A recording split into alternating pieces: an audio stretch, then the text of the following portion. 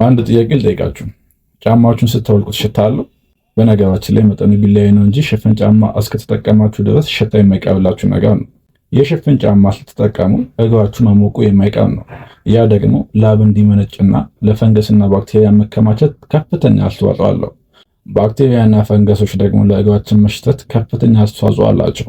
እንደ ሁልጊዜ በቤታችሁ ምንም ገንዘብ መውጣት የጠበቅባችሁ የእግር ጠረንም በሁለት አይነት መንገድ ማከም እንዴት እንደምትችሉ አሳያችኋለሁ። ይህን ቪዲዮ እንዳትረሱ ሴቭ እያደረጋችሁ ተከታተሉት። አጠቃቀሙን በመጀመሪያ እግራችሁን በሳሙና በደንብ አሽታችሁ ታጥባችሁ ታደባበቃላችሁ። በመቀጠልም ለብ ያለ ውሃ ለእግራችሁ የሚበቃ ያህል በባልዲ ታዘጋጃላችሁ። ከዛም 2 ማንኪያ ኬቶና 1 ማንኪያ ጨው እላዩ ላይ በማድረግ ለ20 ደቂቃ እግራችሁ ሚነራሉን ሶክ እንዲያደርግ ትለፈልፉታላችሁ።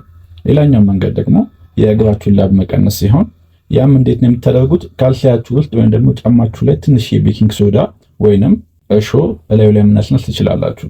ያም እግራችሁ ላይ ባክቴሪያና ፈንገሶች እንዳይከማቹና ላብ እንዳያቆ ይረዳዋል። ለአንድ ተከታታይ ሳምንት ከተጠቀማችሁት ለውጡን ትመለከቱታላችሁ።